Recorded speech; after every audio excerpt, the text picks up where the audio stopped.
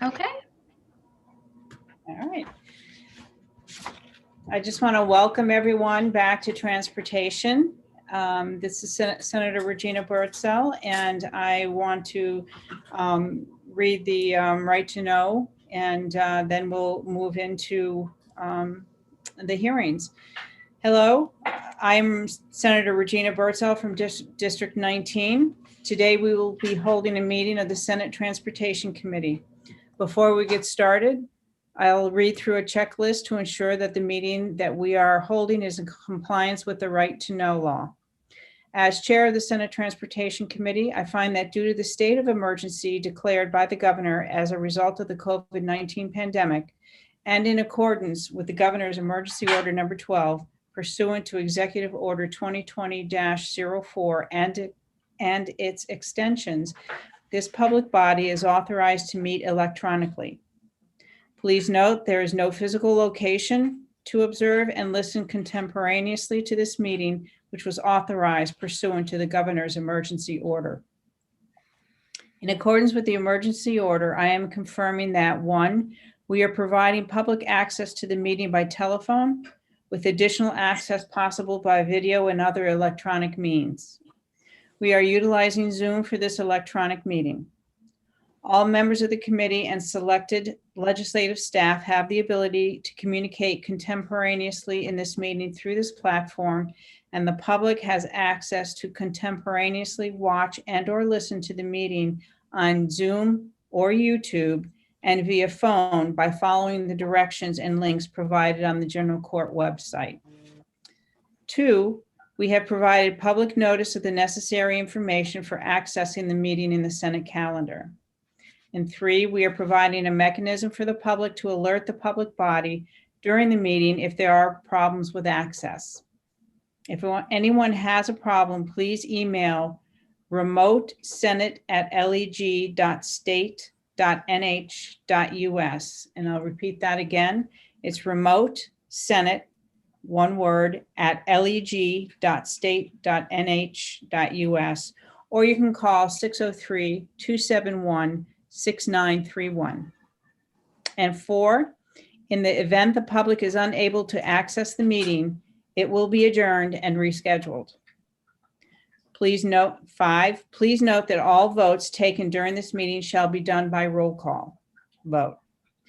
And 6, finally, let's start the meeting by taking a roll call attendance. When each member states their presence, please also state where they are and if anyone else is in the room with you during this meeting, which is required under the right to know law. I will call the roll. Senator Waters. Senator David Waters at my home in Dover, alone in this room. Senator Ruth Ward. I'm in my home and started alone in the room. Senator Sherman. I am at my home in Rye, and I am alone in the room, but there are other people in the house. Senator Ricciardi. Good afternoon, Senator Ricciardi, and I'm alone in our home in Bedford. And I am Senator Regina Birdsell. I am in my home in Hampstead, and my husband is working in the office upstairs and will be coming in and out periodically. And we have the dog running in and out periodically. With that, I will open the first hearing on House Bill 222 relative to official cover plates. And do we have the prime sponsor? So the prime sponsor is Representative Belanger, but I do not see him in the attendees list. I think Representative Stephen Smith might be testifying on his behalf. I'll bring him in. All right.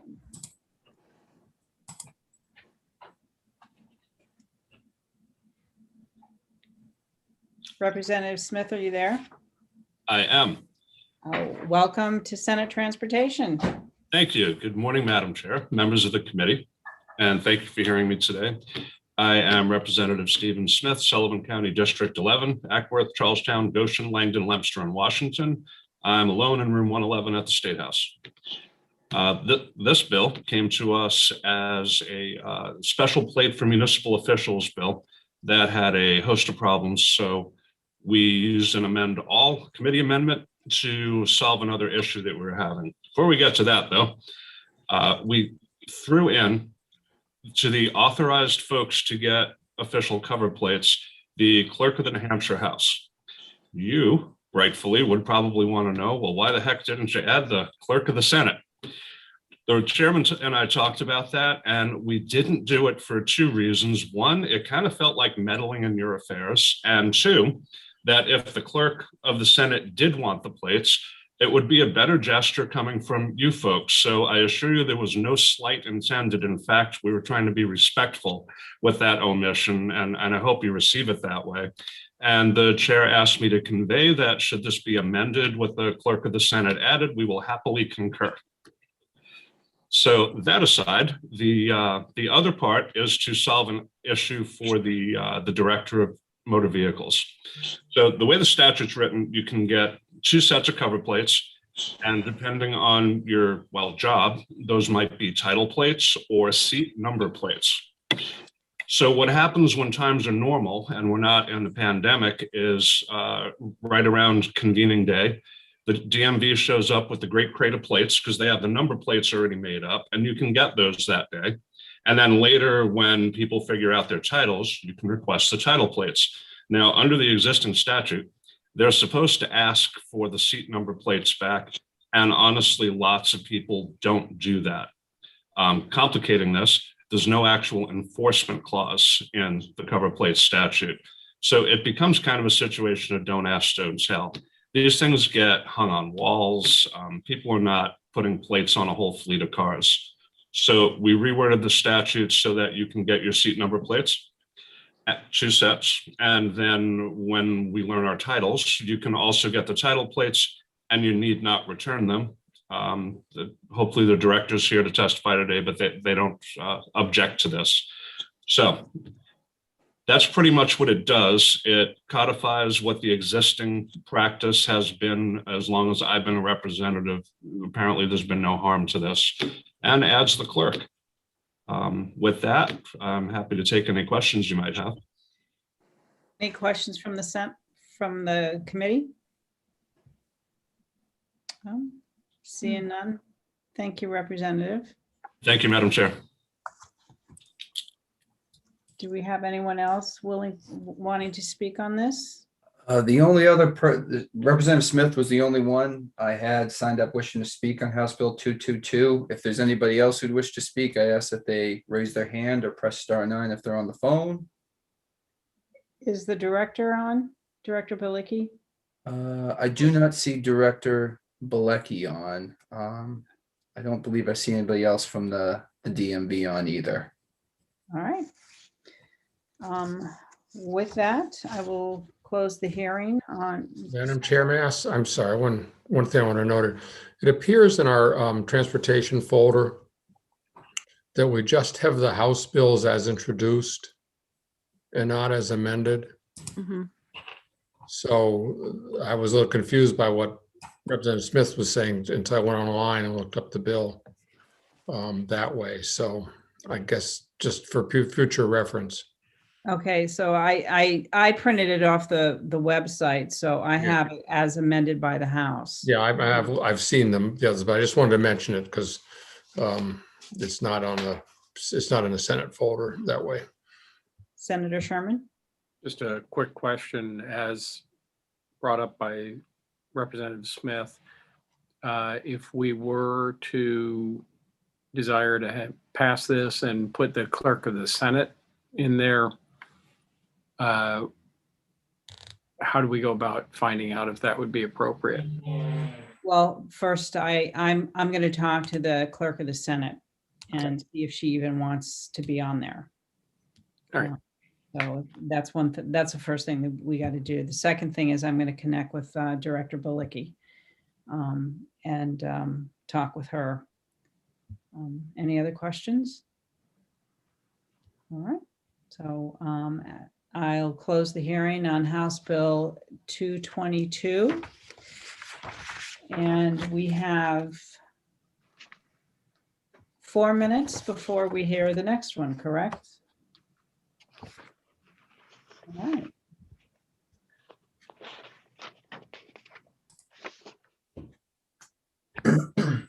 Madam Chair, Yes. since we have 4 minutes, and I don't know if we have to go into exec to talk about this. If so, I'll just keep my mouth shut. So I just wanted to point out that it might be a good idea to, if it's appropriate to go ahead with the Senate, the clerk of the Senate, to go ahead and make that possible. So enabling and leave it up to her whether or not she wants one. But it of course wouldn't be required. But that way, at least we would have equal status. I'd rather talk with her first. Okay.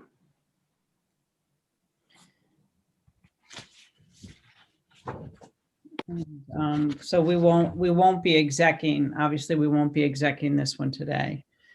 And I'm hoping to get through obviously all of them and then maybe exec to three of the 5 do we have? Yeah, maybe 3 of the 5 if we have time.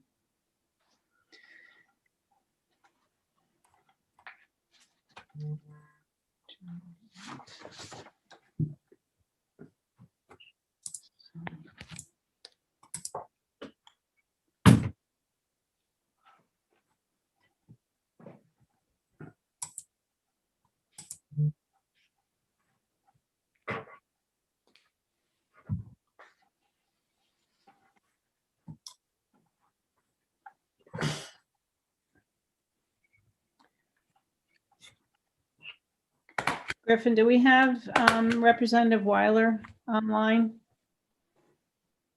I do not see Representative Weiler in the attendee. Oh, I do have a hand raised, but it's not labeled as Representative Weiler. Because I think I'm a co-sponsor on this one, so if he's not here, I can present it. I'd rather him present it because Sure. he's the aviation guru. I have somebody raising their hand named Chris Nevins, but Yeah. All right.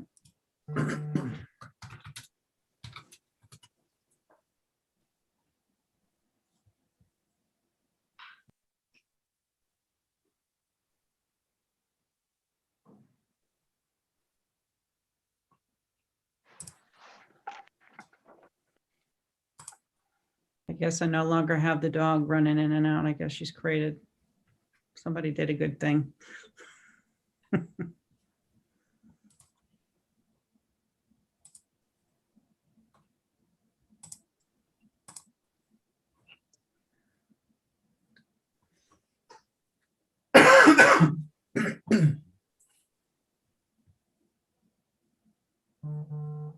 All right, it's 1:15.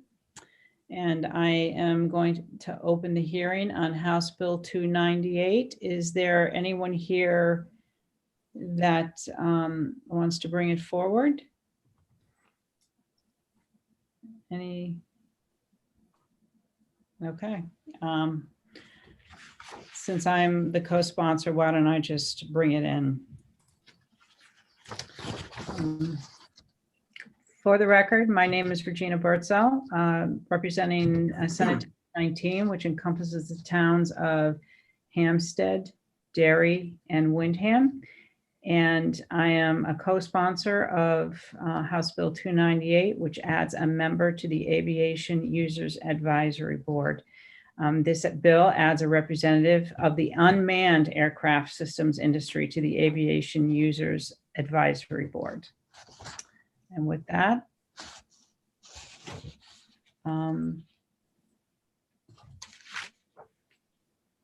is there anyone here that would like to speak on?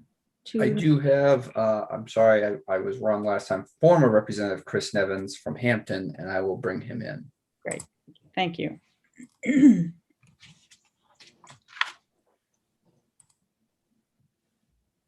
Welcome, oh, you're muted. Welcome. Afternoon. Can you hear me? We can. Thank you. Wonderful. Well, Madam Chair and ladies and gentlemen of Senate Transportation Committee. I'm Chris Nevins. I'm the chair of the Aviation Users Advisory Board. Ah. And we're the ones that put in this bill. I'm going to not go very long on it, but just want to let you know, we're trying to add one person, and that would be a person who would have technical competence in what you would call drones, what we call unmanned aircraft systems. The drone business and commercial business is getting larger and larger.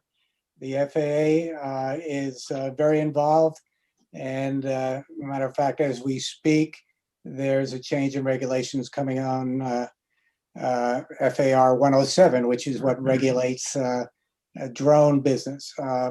And there are a lot of large companies and small companies that want to get involved in the drone business. With that in mind, it would help to have the expertise. The board, of course, is a board of volunteers, and we have different members with different positions. Basically, all we do is advise the DOT Avionics about our different sections. For example, I am in airlines. We have one for corporate aviation, airport management, general aviation, and the airport authority. So it makes a lot of sense in this day and age, if we could, with this change in technology, get also an expert advisor for drones and how it would affect New Hampshire. So with that, I can see that the House committee did pass it, which we're pleased. We hope you'll consider it. If you have any questions that I can answer, I'll be glad to do that. But I could just add that it'll be very helpful to our board if we could have this additional member. Mhm. You're muted. Any questions from the committee? Okay. Seeing none. Thank you, Representative. Okay, thank you. Anyone that has, Oh, I'm sorry. The next person I have signed up to speak is Trisha Lambert from the Bureau of Aeronautics. oh, great, okay. Bring her in. Welcome. Hello, good afternoon, everyone. Can everyone hear me? Yes. In. Hi, thank you. Thank you for allowing me to speak. And for the record, my name is Trisha Lambert, and I'm the administrator for the Department of Transportation Bureau of Aeronautics. I testify before you today in support of House Bill 298. As former Representative Nevins said, we utilize and work with the Aviation Users Advisory Board very closely. We're actually a really small group within the Department of Transportation. We have 5 people plus a part-timer and a director, the director of Aeronautics, Rail and Transit, that is actually the advisory reports to on behalf of the commissioner. There are 6 members, and he had mentioned all their disciplines, and the unmanned aircraft systems is something that we in our office are beginning to spend a lot of time on. In fact, not just in the case of the department using them for day-to-day business, whether it's be for the highways or rail or for any of the intermodal transportations, but we also are the regulatory group for all aviation in the state. So this person that would be on this board would be very helpful to us to help advise us on the industry, what's actually happening on the ground that they're a part of. So with that, I'll keep it brief, and if anyone has any questions, I'd be happy to answer. And any questions from the committee? Seeing none. Thank you, Ms. Lambert. Thank you. Griffin? Senator, I do have Chris Nevins with his hand up, wishing to speak a second time. Welcome, Chris. Thank you. That was an error, and I'd like to reiterate how well we work together with Administrator Lambert and the whole department over there. It's a great. We're very fortunate to have this collaboration And we're just very pleased to be able to work together. And that's that. Thank you. Senator Waters. Yeah, thank you, Madam Chair. There was just a kind of a question looking forward, Chris, if I may ask. I've been reading, we did the roadable aircraft last year, and I know that most of the industry energy right now is around these vertical takeoff and landing drone vehicles. And you feel that I imagine there's gonna be some federal action on this, but do you think we're gonna have to take some state action on that class of vehicles? Well, this is strictly an opinion. And yes, I've read about that subject, and I know we have a company here in New Hampshire that has been busy doing that. But my answer is, if we're doing this on drones now, and we're talking about drones that are 55 pounds or less, all the way down to half a pound, I am sure we would probably have to get involved in some way. It's strictly an opinion. But right now, I have not, there's been difficulty coming over a hump commercially to make it commercially viable. And they're looking at their product as being an air taxi, if you will. Mm-hmm. Right. Right. Other people may call that a helicopter. Yeah. That's where some of the disagreement may be coming in on how important this is. But I believe they're coming. There's a lot of things in aviation now that I never saw. I've in my years of more than 60 years in flying, I have seen a lot of technology, and it's absolutely amazing what's out there now. So I would guess yes, it's certainly going to happen. And yes, there's probably going to be a need to legislate some items when it comes to that, sir. Well, thank you. I'm sure Representative Smith and I'll be talking about this before the next session, but I appreciate your offering your opinion. Thank you. Yes, sir. I have a question. Any idea, and I know it's just your thoughts, any idea of how far ahead that we should be looking to start having to deal with legislation? Are you talking to me, Madam Chair? Yes. Nevins? I'm Yeah, sorry. You just mentioned it. You put it back in my head. I would say that, I read about this and I say, well, I don't know what's coming. I would say it's never too late. If you'd like to get some information, please contact the board, myself personally, or certainly Ms. Lambert, and we will discuss that. We've got a board meeting coming up at the end of the week, and this might be just another subject we could add to our agenda. Okay, thank you. Any other questions from the committee?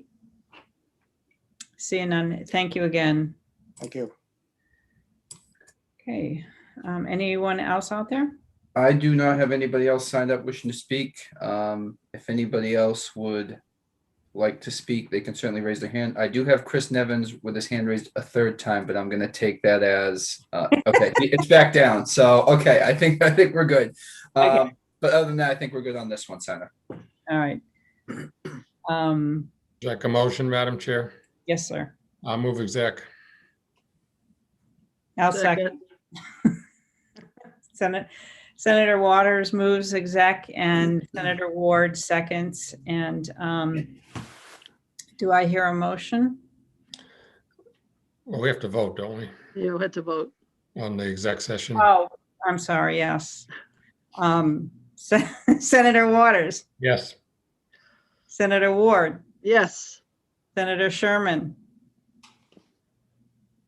Yes, You're muted. Yes. sorry. Senator Rishardi, Yes, Senator Bertzel votes yes.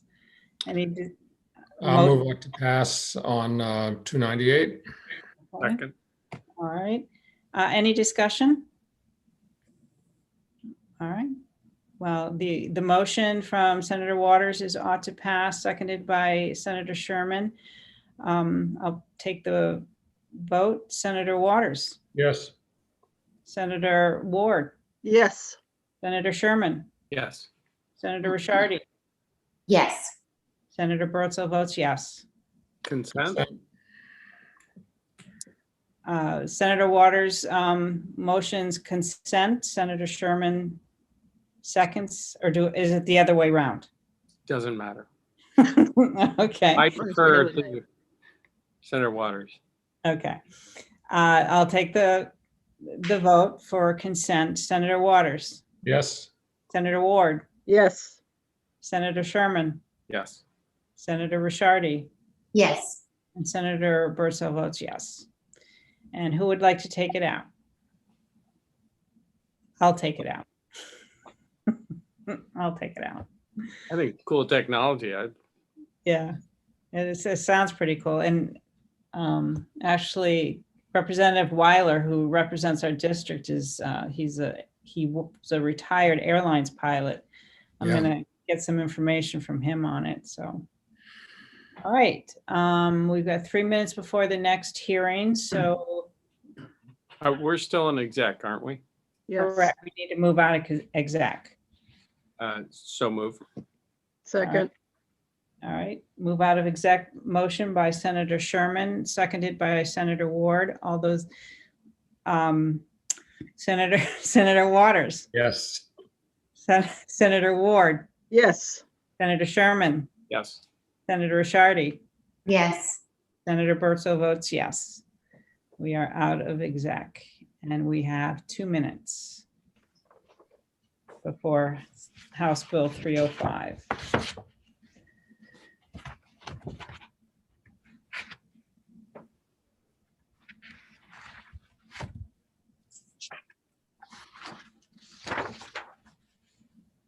Kirsten, I don't have the list in front of me. We are going in numerical order, right? Just, Yeah, I did schedule it that way, yes. okay.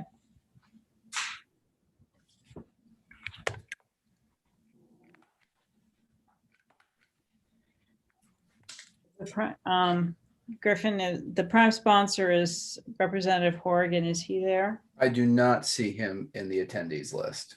Okay.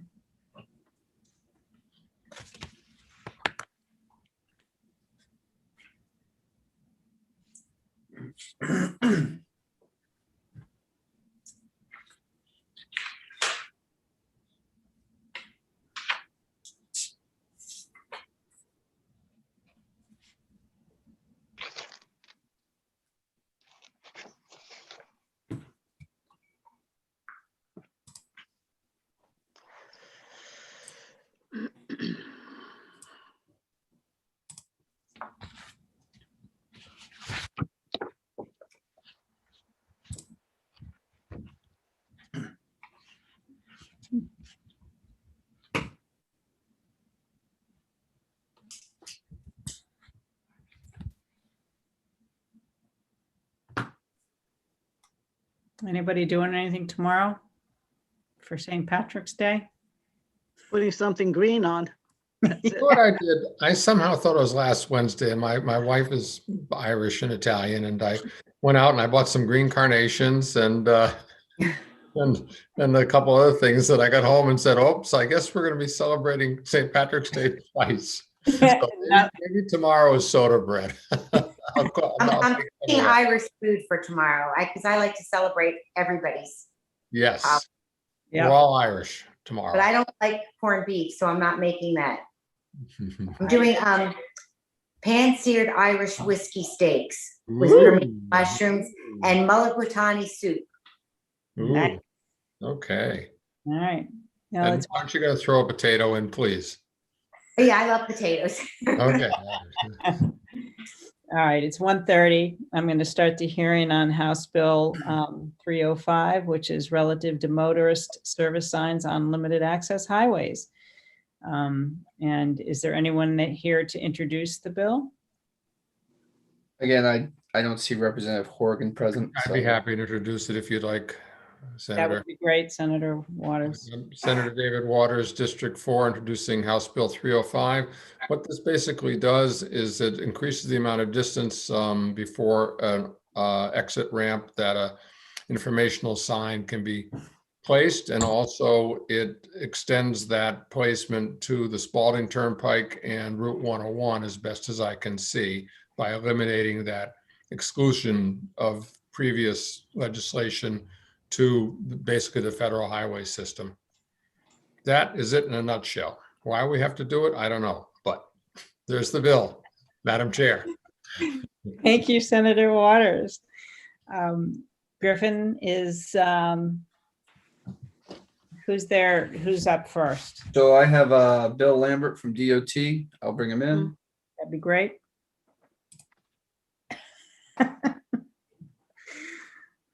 Welcome, Bill.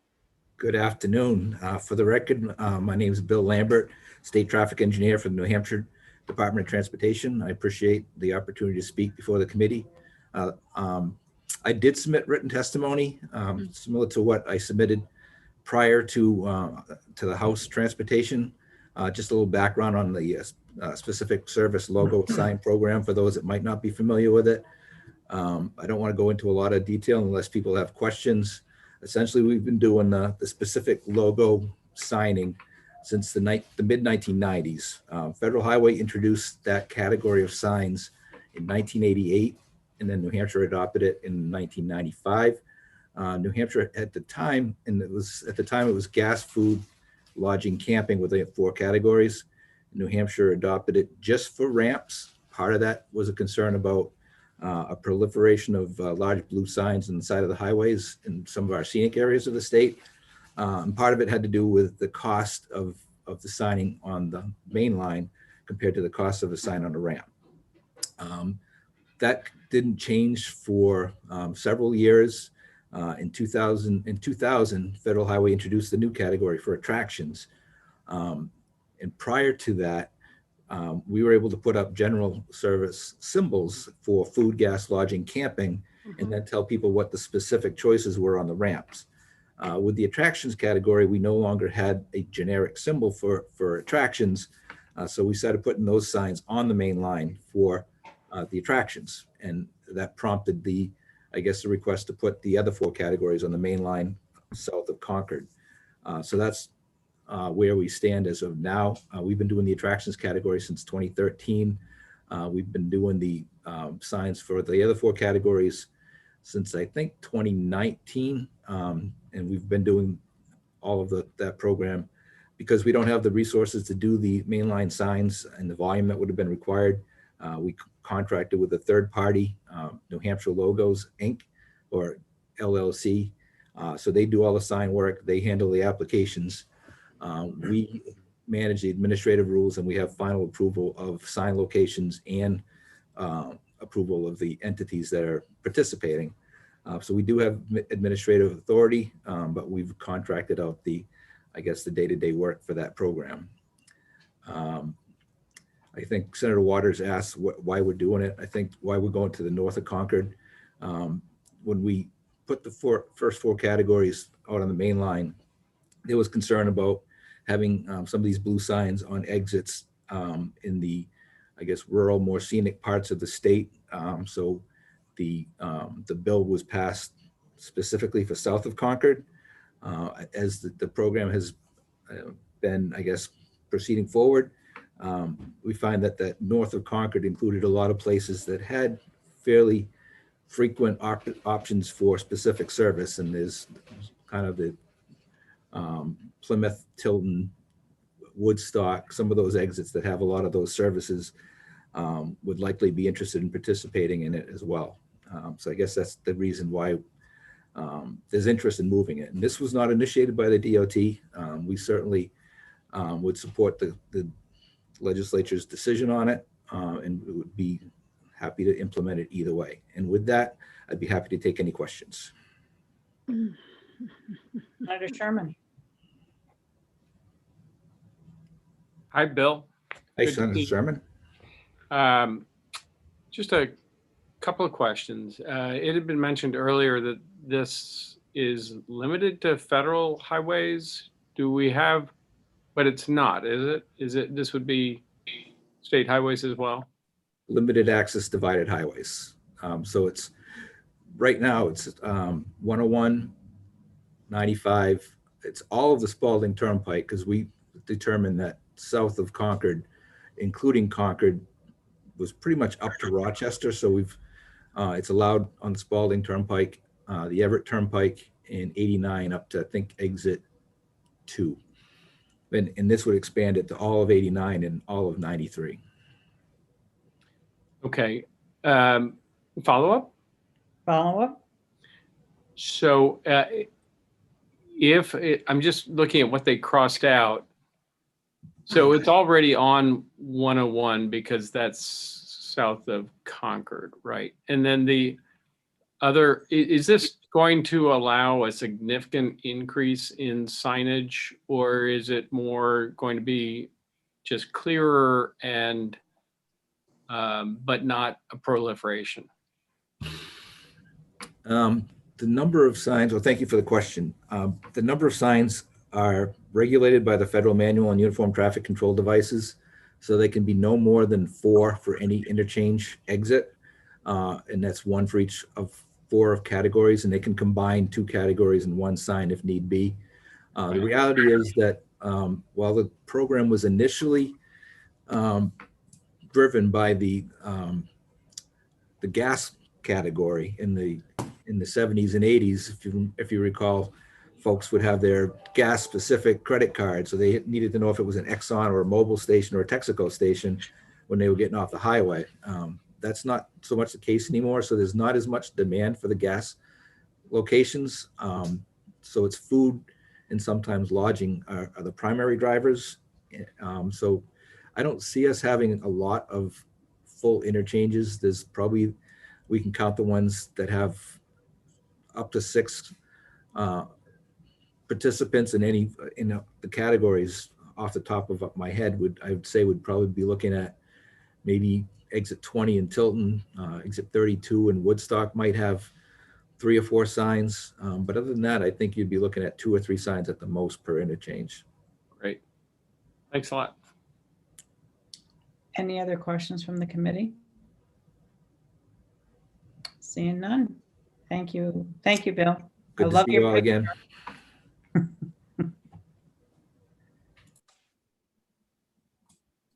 Next person I have signed up wishing to speak is Henry Vayu. Bring him in. Good afternoon, Henry. Thank you, Senator, and members of the committee. For the record, my name is Henry Vayu, and I'm here on behalf of the New Hampshire Lodging and Restaurant Association. The association supports this bill. Bill did a great job of explaining what the bill does. We worked with Bill, what was it, 8 or 10 years ago on the original law. If you are driving on the highway south of Concord today, and you're a mile away from the exit, you can see on the service sign maybe a logo of the Common Man, a logo of a mobile station or an urban station. So the logos can be on the main line of the highway, a mile in advance of the exit, on the highways, divided highways, south of Concord. North of Concord, if you're driving, you will approach one of these signs and it'll have a generic symbol. There'll be a fork and a spoon and a plate. There'll be a gas pump symbol. There'll be a hotel, but you won't know what restaurant, what gas station, what hotel it is. And all this bill will simply do is allow for those logos to go on the signs north of Concord. Back 8-10 years ago, Gene Chandler was the chair of the committee in the House, and he did not want those logos on the signs north of Concord. And the only way this bill was going to get passed was with that language that's in there now. That is the exact truth of why that language is in the bill. So all this bill does is remove that language to enable the logos to go on the sign. And as Bill was saying, it's really only going to impact those areas where there are hotels and restaurants. So your Plymouth area, Lincoln, Tilton, all those other exits really don't have any restaurants within a distance that you need to be of the exit. So it's not going to increase the number of signs per se. They might get a little bigger because they'll have logos on them and not just these generic symbols. But so it's kind of an incremental change, but something I think that's long overdue, and our members support it. I'll take any questions. Any questions from the committee? No? Henry, thank you. And I think I do remember that bill coming through and why we only brought it up to Concord. Yes. Did I not, wasn't that my bill? My I very think so. first bill? That was a complicated one, wasn't it? We measuring whether Rochester was north of Concord. I remember that. Yeah. So, all right. Any other questions from the committee? Seeing none. Thank you, Henry. Senator, I don't have anybody else signed up wishing to speak on House Bill 305. If anybody else does, please raise your hand or press star 9 on the phone. And I'm not seeing any hands, Senator. All right. So I will close the hearing on House Bill 305.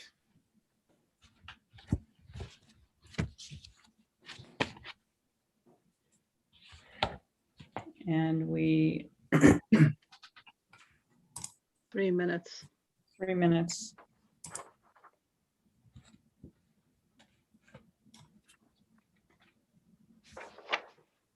Are you interested in a 3-minute exec session, or is that not enough time? Not enough time. Yeah. This is one that we might think about for other purposes, Senator, maybe. So.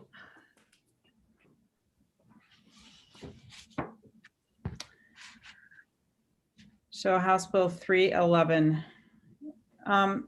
Kirsten, it might have been me. Was there anyone there to speak on this? Because I don't remember getting, oh, yeah, never mind. I only printed out the first 3 lists. Oh yeah, here they are. Okay, so we've got Suzanne Smith is here, hopefully is here as a prime sponsor. Okay. Oh.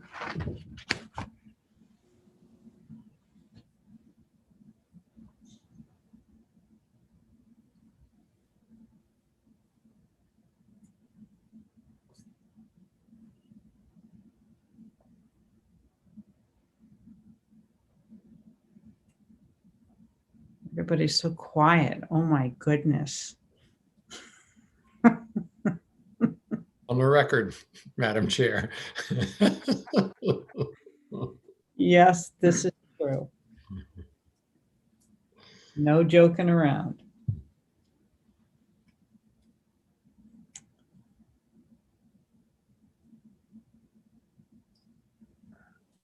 Just reading comments on the bill.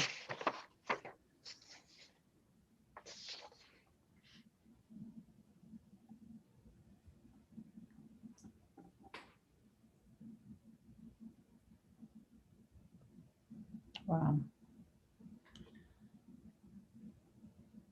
Okay, I've got 145, so I'm going to open the hearing on House Bill 311, which is establishing a committee to study rail trail best management practices. And do we have the prime sponsor here, Kirsten? I'll bring in. Sorry. No, no problem. No problem. I got Representative Smith right here. Great. Thank you. Welcome. Good afternoon, Senator Birdsell and members of the committee. It was a long drive, but I made it here today. For the record, I'm Suzanne Smith. I represent the towns of Plymouth, Hebron, and Holderness, Grafton 8. And I'm here as the prime sponsor of House Bill 311, establishing a committee to study rail trail best management practices. In 2019, before COVID hit, the Resources Committee took a field trip up to the North Country, and we rode OHRVs along trails, including the Presidential Rail Trail, and they gave us face masks to protect us from the dust, which was thick. And we asked ourselves, what are we breathing in?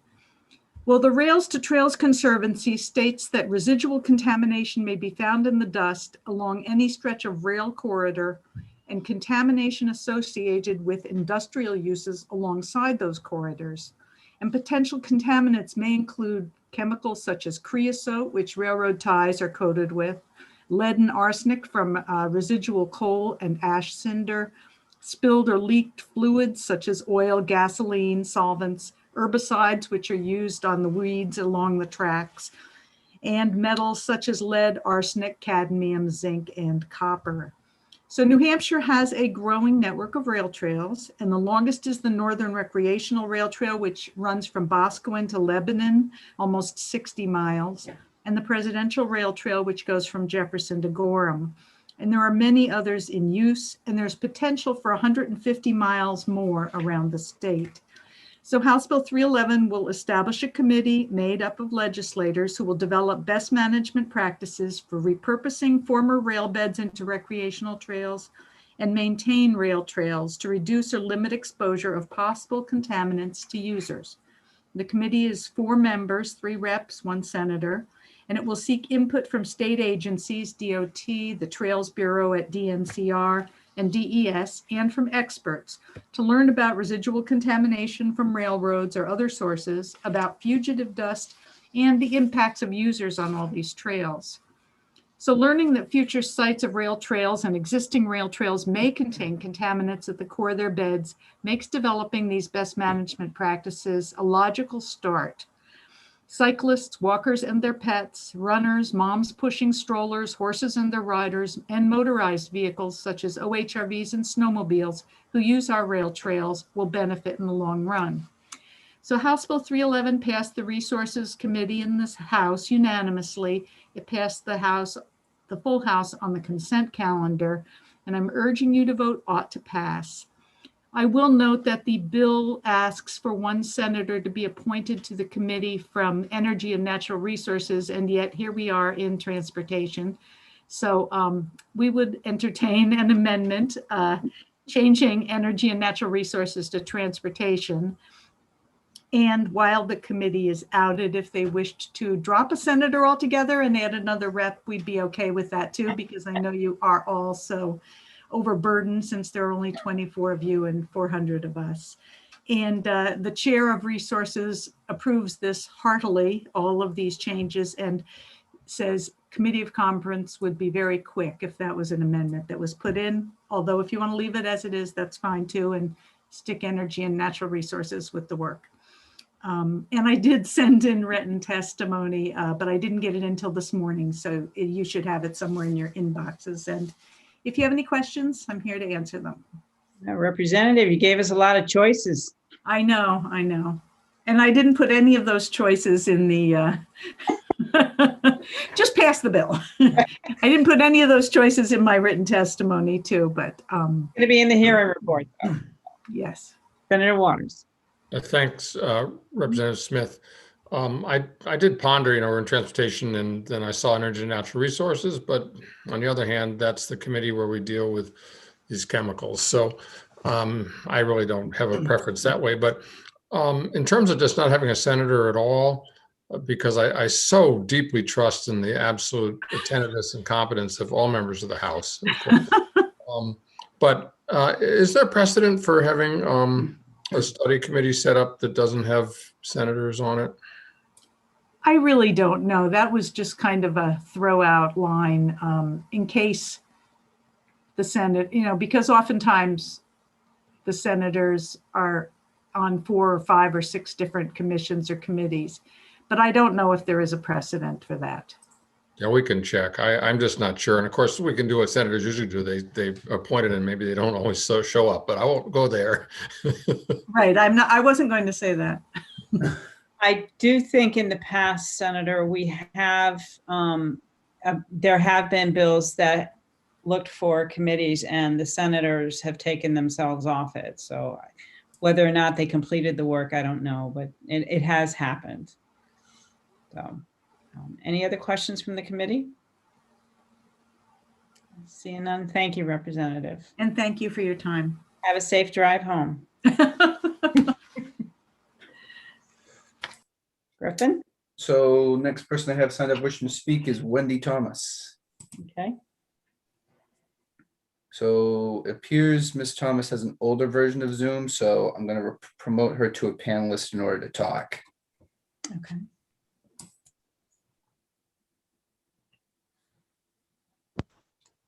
whoops. So that's why I keep getting video. Oh, thank you. I could never figure it out. Okay, so good afternoon, Madam Chair and members of the Senate Transportation Committee. For the record, I am former Representative Wendy Thomas, and I live in Merrimack, New Hampshire. I come before you today in support of House Bill 311. This bill resulted from a case of we didn't know what we didn't know.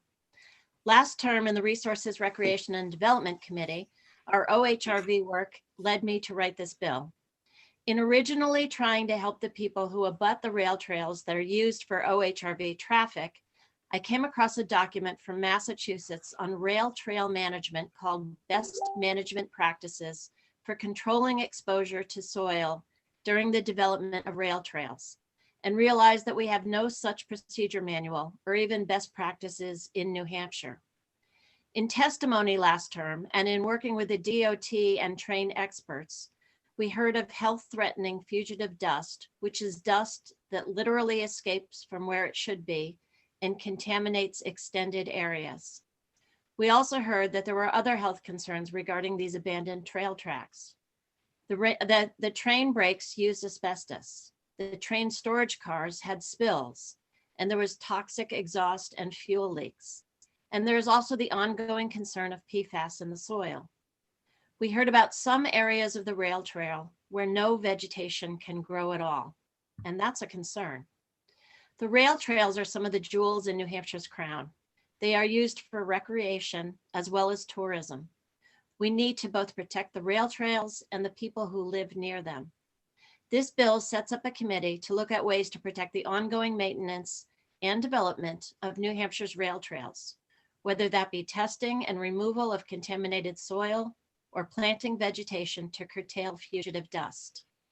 This bill would help establish a standardized statewide approach for protecting our rail trails and the people who use them. I urge you all to vote O2P to pass this very important to New Hampshire bill that would help to protect our beautiful resources. Thank you all for your time, and I'm willing to take any questions. Any questions from the committee? Seeing none, thank you.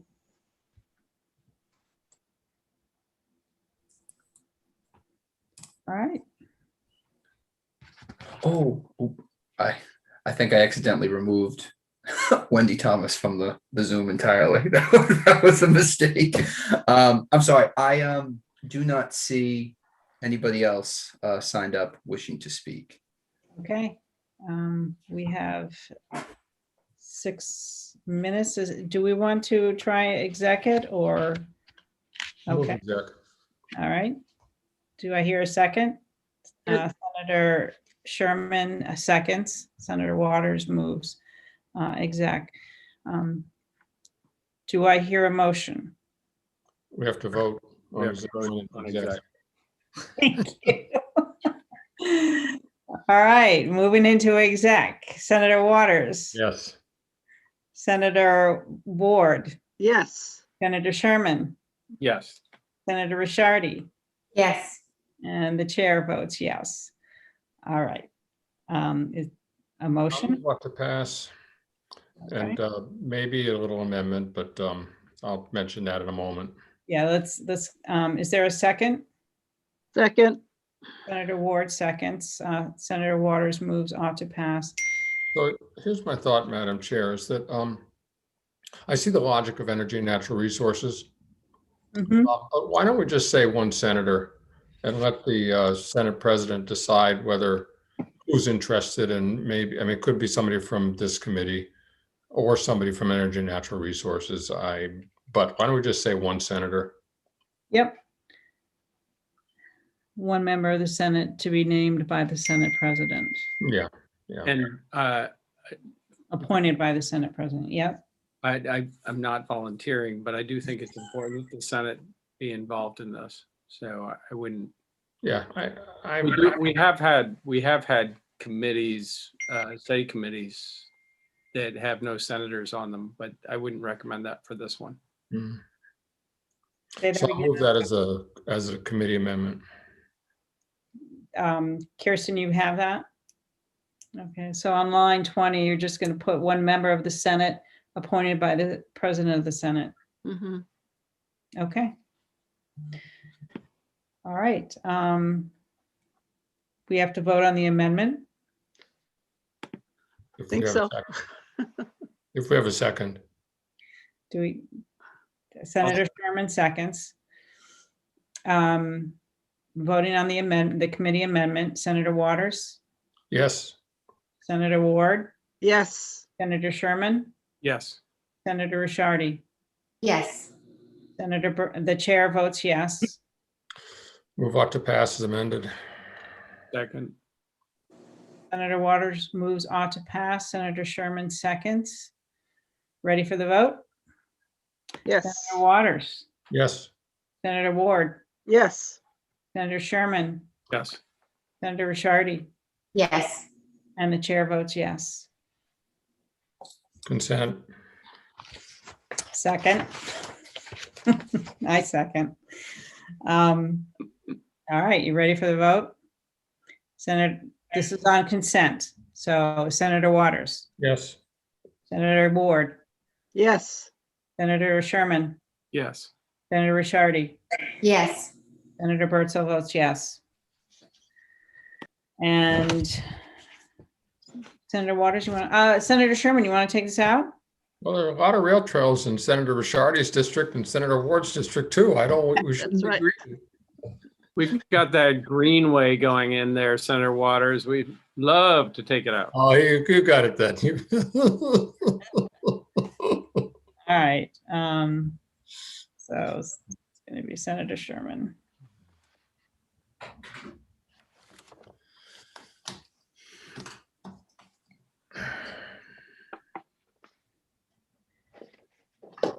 All right.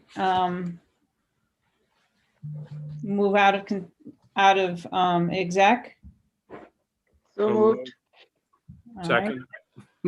Senator Ward moves out of consent. Senator Sherman seconds. You ready for the vote? Yes. Senator Waters, Yes. Senator Ward, Yes. Senator Sherman, Yes. Senator Rishardi, Yes. and the chair votes yes. And we have 1 minute before the next bill. We timed that perfectly. Oh, the last bill. I don't think I have to jump off until close to 2:30, so just to let you know. All right. Well, we may be done by then, Senator.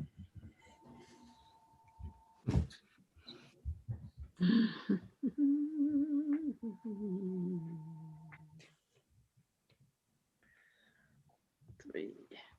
Oh, let me see. This 423?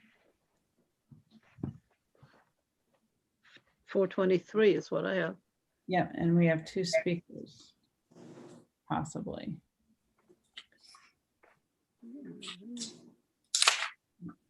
Okay. All right, it's 2:00. I'm going to open the hearing on House Bill 423, establishing a commission to study the implementation of enhanced automation of traffic lights. And do we have the prime sponsor, Griffin? Yep, I do. I'll bring her in 1 second. It's actually Peter. Oh, sorry. Hi, can you hear me, committee members? Yes, we can.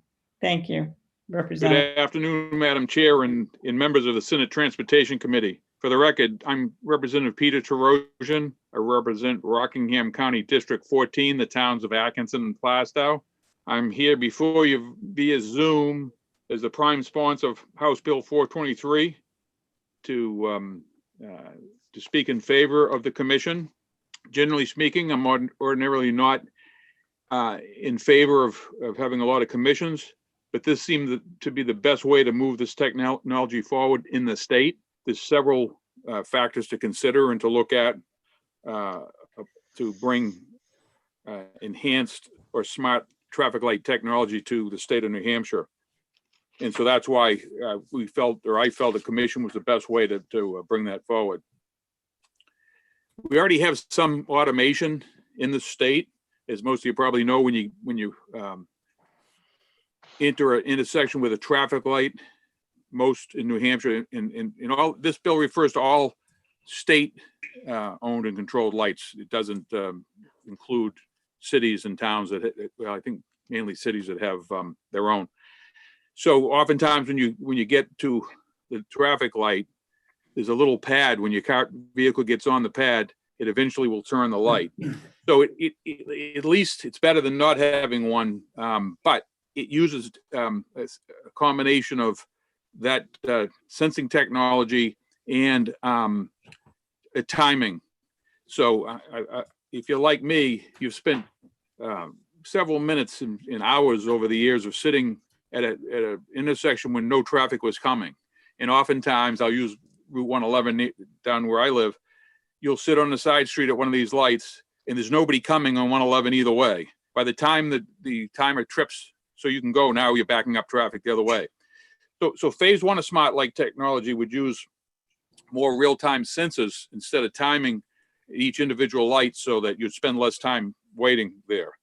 Phase two, and I'm using this loosely on the phases, would then link the lights together and use artificial intelligence to link the lights together so you could track the flow of traffic and make traffic more efficient. Why is that a good idea? It's got several benefits. It reduces delay and congestion by as much as 40%, reduces the number of stops by 30 to 40%, reduces vehicle emissions by up to 20%. So it's new technology that's been around and being used in other states. I go to the state of Rhode Island because I'm a sailor, and I experienced this firsthand on a road that is similar to the Route 111 I referred to, where you sat at lights a lot, and there the traffic flow is much more efficient. So it's going to require, obviously, a study to determine the best way forward with this, but particularly in this time of high energy costs, and it's no secret that gas and oil costs are on the rise, it's a good time to bring this in. And there's a couple of companies. I didn't want to burden, if you're like us in the House, we're getting saturated with a lot of emails and so forth. So I didn't send you any information, but if you're interested, there's a company, Rapid Flow Technologies, and they're, you can look them up at info@rapidflowtech.com. There's also another company, Prairie Electric, out of Vancouver, Washington area. So, to name a couple of companies. So again, what this commission would do, it would set up members of the House, the Senate, the Department of Safety, and folks in the industry to take a look at the best way forward in New Hampshire to bring this technology in. And with that, I'll end my testimony, and I'll take any questions that the committee may have. Any questions from the committee? Senator Waters. Thank you, Representative Terosian. And this is obviously a good idea. Dover got a pretty substantial grant last year and was able to do this on Central Avenue. And it's really been important and a good move to go to these smart signals. I guess the only question I had, I mean, aside the fact we're probably going to knock it down to one senator, but the only question I had was, is this something you felt the Transportation Council couldn't handle? Thank you, Senator Waters, for the question. It's not that I didn't think they could handle it, but yeah, I had that conversation with people, and it seemed as though we needed to take a little bit bigger step to get this to move forward. And thanks for pointing out the federal money. There is potential for federal money available for this technology at the state level as well. So thanks for mentioning that. Well, thanks. I hope we'll move this forward, and I appreciate it, Representative. And one other answer to your point of the number of senators, I have no doubt you'll knock that down. I wanted to be fair and keep it the same number in the House. I know usually you guys will knock it down because you guys are overworked more than we are. So I appreciate all you do. Thank you. Senator Ward, you had a question? My question was that obviously the study committee has not happened yet, but do you have any idea what the cost would be to change the technology? No, in the commission will hear testimony from industry on that, or what some of the costs are. And just to kind of in a general way, I would say that it depends how quickly we bring the technology in. I mean, luckily in New Hampshire, we've been ahead of some other states with putting the pads, the first generation or the sort of smart aspect of lights that we have right now. And so when it's integrated, you know, one of the ways to be cost effective with this is to integrate a new traffic lights or when you replace traffic lights, and starting with phase one, making each individual intersection more efficient. And then it will take more effort and more cost to link all these lights together. So, you know, depending how quickly we want to go with this will determine what an annual cost would be on this. Okay, Thanks for thank the you. question. Senator Sherman. Yes, thank you. And thank you, Representative, for taking my question. Just looking at the membership of this, and while a lot of these lights will be under the department's jurisdiction, won't a number of these be really up to the municipalities whether or not to implement the program? And so would it make sense to have a representative of the municipalities, and I'm not sure who would be best, whether it's the planning commissions or the NHMA, and the only other possibility on members of the commission would be somebody representing disabled drivers who may have special needs. That would give you potentially 2 additional, which would keep it an odd number. But just floating those ideas, and maybe I'm missing something, maybe there would not be a municipality impact coming out of the commission. So I guess that's the question is this all designed for DOT jurisdiction, or is this more thinking across the state, including municipalities? And if so, should the membership be expanded? Thank you, Senator Sherman, for the question or questions. So the reason why we didn't include municipalities is because this study commission, and ultimately if the legislature decides to go forward with this, would only affect state roads, state-owned and controlled roads.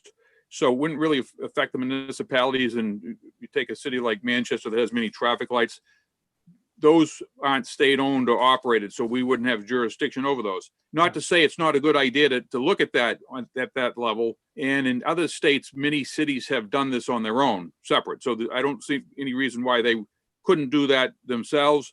But I didn't feel it was prudent to put it in because we don't have jurisdiction over that anyway. Number one. Number two, in regard to drivers with disabilities, looking at this at this stage, it doesn't appear as though this technology would affect how any driver, whether with a disability or otherwise, would drive any differently, other than the fact they would spend less time sitting there, and hopefully meaning less time texting while they're sitting at the light with nothing else to do. But thank you for the questions. Great, thank you. Any other questions from the committee? Seeing none. Thank you, Representative. Thank you, Madam Chair. And if I could point out in closing that this bill did pass the House last year as well. And then with COVID and things getting bogged down in omnibus and so forth, it didn't make it through. So I hope you consider passing it. And I'd be glad to help out any way I can and offer any other information or contacts if the committee so chooses. Thank you. Thank you. Griffin? Next person I had signed up wishing to speak would be Bill Lambert. Great, thank you.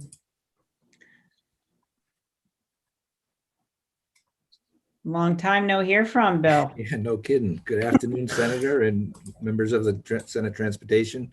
Good to be back. The Department of Transportation submitted testimony, written testimony on this bill when it was in the House, and I believe I copied that to the folks on Senate Transportation. I won't go into a lot of detail rereading it. I did note the Senator Waters mention of the City of Dover's grant, that was a pass-through for the Department of Transportation. That was federal money as part of their program, the federal money program, trying to get technology deployments in place. And we've been working with the City of Dover for a while on some signal coordination issues. And actually the Department of Transportation has hosted workshops. We try to do it annually, but sometimes work gets ahead of us and we don't get to it. But the idea of our workshops is to share best practices with all the traffic signal managers in the state of New Hampshire. And Dover has been a frequent participant, more of a presenter than anything else, because Bill Bollinger for the City of Dover has done a great job moving their traffic signal technology forward, working with a consultant out of Maine. So I think what this commission is looking for is what I would determine or call adaptive signal control. And adaptive signal control is different than the more traditional coordinated signal control. In a coordinated signal system, we would typically count traffic volumes, normalize those for an average condition, different times a day maybe, but normalize them for an average condition, set up the timings and phasings for that condition, and then put those timings in place. But that means that those timings are fixed to a particular point in time. So they need to be updated continually if they're going to be effective. Otherwise, as traffic volumes change in different directions, and for any special events or surges that are not predicted or abnormal, the signal phasing doesn't handle it.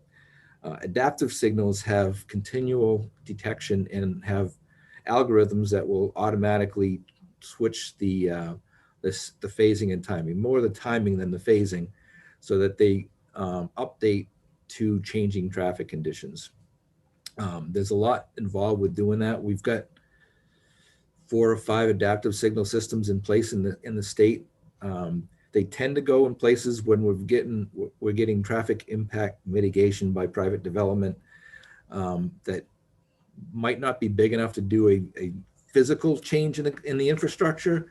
And for Senator Sherman's perspective, I think the example would be Seabrook 107 and Route 1. Every time some new development goes down there, there's no more room to widen Route 1, and you kind of run out of opportunities to optimize signal timings. So the only thing left in the toolbox is adaptive signal control. So we do have some experience with it. Part of the challenge is the cost of implementation. It does add some additional costs of maintenance because you have to make sure that you've got additional traffic detection and that you've got the software to manipulate the traffic data to revise the timing. So we do have some experience, but we would be happy to work with this commission to try to move that ball forward. And with that, I'd be happy to take any questions. Any questions from the committee? Senator Sherman. Super quick one, Bill. I have this incredible passion for crosswalk lighting. And is that something that is incorporated into these signals, or is that typically separate? Thanks for the question. So when we have pedestrian phases at traffic signals, they would usually be included in the timing. So for an example, Route 1 in Portsmouth, Lafayette Road, is one of the first places where we put concurrent pedestrian movement. So if Route 1 is green, north and south, those crosswalks that are parallel to that traffic will typically get the walk symbol at the same time, as opposed to our prior practice would have been that if somebody pushes the button to cross in that direction, it would shut all of the traffic down.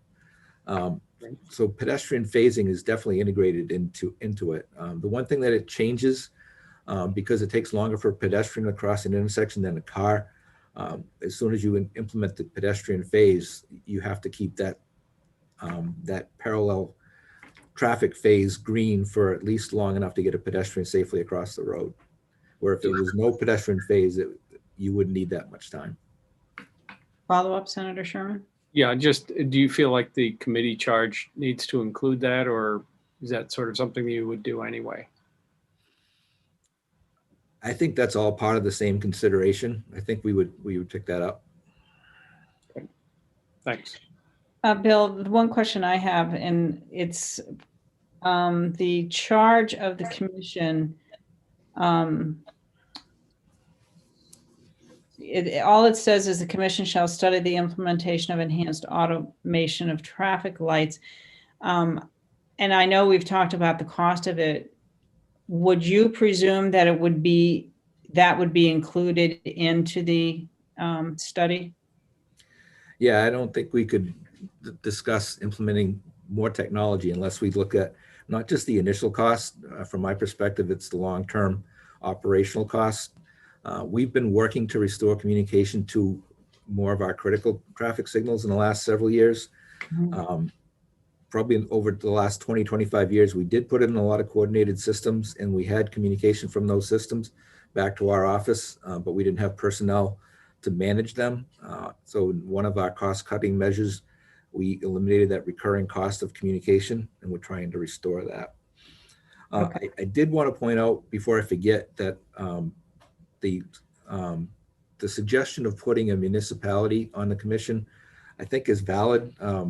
In the state of New Hampshire, the state DOT probably owns and operates 2/3 of the signals in the state, but then there's a fair number in some of the larger cities that are operated by the municipality. And there is a lot of experience there. And I think the Dover experience, and I think Nashua has some adaptive signals experience, would be a valuable input on this commission. Well, that's a great thought. Thanks, Bill. Any other questions from the committee? Seeing none. What? Senator Sherman. Sorry, on that municipality, who, Bill, would you recommend to appoint or find the appropriate person to sit on the commission? Would it be the governor appointing, or maybe the commissioner of DOT? Thank you for the question. I think from my perspective, I would look to the municipal association to submit a name from their membership. That would be the logical place to do it. And could we specify, Bill, to be named by the New Hampshire Municipal Association with someone with experience from enhanced automatic traffic lights? Yeah, I think that would work. Okay. All right. Any other questions from the committee? Seeing none? Thank you. Thanks again. Thanks. Senator, I have nobody else signed up wishing to speak on this bill. If anybody else in the attendees list wishes to speak, I ask that they please raise their hand or press *9. And I'm not seeing any other hands. All right. I am going to close the hearing on House Bill 423. And do we want to go into exec? Yes. Senator Ward moves exec. I'll Senator second. Sherman seconds it. I'll call the roll. Are you? Senator Waters, Yes. Senator Ward, Yes. Senator Sherman, Yes. Senator Ricciardi, Yes. and the chair votes yes. And Senator Birdsall, you may lose me at any minute. Just to give you a heads up, if I dash out, I'm not being rude. Okay, well, we'll try and speed this up. Do you want to hold off on this? No. I'm happy to go with it with the changes that have been mentioned. If somebody wants to start making motions. Could I make a motion on a committee amendment? Yes, We're going to decrease senators to 1, correct. add 1 member of the NHMA, however you said it, Madam Chair. Member of the New Hampshire Municipal Association, a designee from the New Hampshire Municipal Association with experience in the implementation of enhanced automatic traffic lights. Perfect. I knew I couldn't do that without your help. And I think that's it, correct? Yep. All right. So, I moved the committee amendment. okay. I'll second it. Senator Ward seconds it. Senator Sherman moves the committee amendment. Ready for the vote? Senator Waters, Yes. Senator Ward, Yes. Senator Sherman, Yes. Senator Rishardi, Yes. the chair votes yes. Now it's ought to pass as amended. Yep. Senator Sherman moves on to pass as amended. I'll second it. Senator Ward seconds it. Ready for the vote? Yes. Senator Waters, Good afternoon, everyone. I'm just jumping out of a committee hearing, so bear with me here. I'm Senator David Waters from New Hampshire, and The wrong meeting. Senator, you're in the wrong meeting. Okay, so Senator Ward, Yes. Senator Sherman, Yes. Senator Rishardi, Yes. Senator, the chair votes yes. So And- we can't go on consent since we've lost Senator Waters. Is that correct? That is correct. So, so the vote is 4-0. And, huh? Senator Ward, you said? No, you're right. I was just putting down one for missing, but that's all right. 4-0, 4-0. Okay. So was that the amendment or the OTPA? OTPA. Okay. So that is it for execs, I think, for today. The only one we have. Who's taking it out? Oh, thank you. I can take it out if you like. Sure, Since- Senator Sherman, we'll take it out.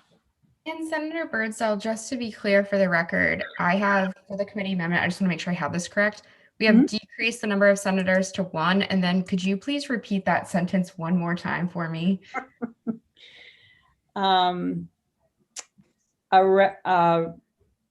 Designee. A designee from the New Hampshire Municipal Association Okay. with experience Mhm. in the implementation of enhanced automation of traffic lights. Okay, perfect. What's that? All right, Moved, come out of exec. I'll second. Ready for the vote? Yep. Senator Ward, Yes.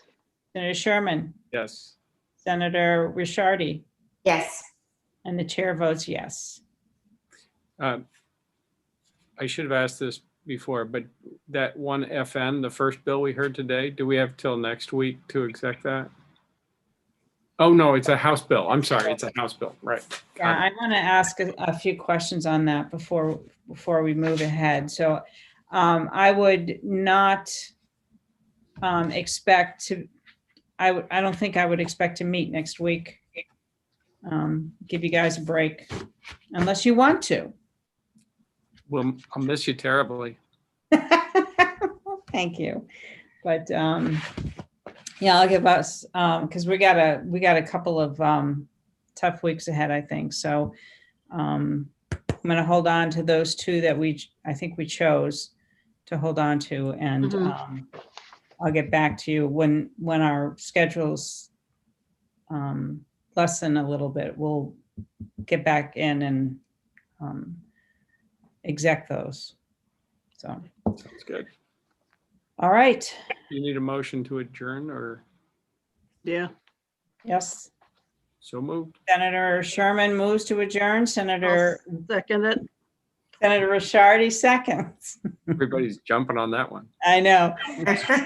You ready for the vote? Yep. Yes. Senator Ward, Yes. Senator I'm sorry, Senator Sherman, Yes. Senator Rishardi, Yes. and the chair votes yes. Good. Thank you. Thank you. Thank you all. Thank you, everybody. See you Thanks. Thursday.